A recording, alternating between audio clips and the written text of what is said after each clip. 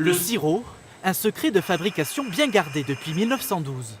Dans ces cuves, du sirop de sucre chauffé à 94 degrés avant d'être travaillé. On peut voir ici que les opérateurs préparent tout ce qui est colorant, arômes et petits ingrédients. Une recette que découvre Marc-Antoine.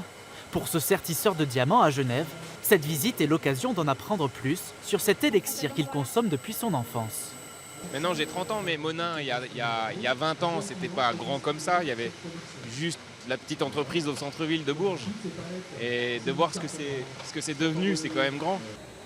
Comme lui, ils sont près de 15 000 visiteurs attendus pour observer toutes les étapes d'un processus millimétré et surprenant. Ils sont surpris des méthodes de fabrication. Ils ne pensent pas trouver forcément des machines automatiques aussi perfectionnées.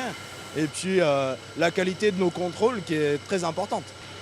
On a environ par produit une centaine de contrôles.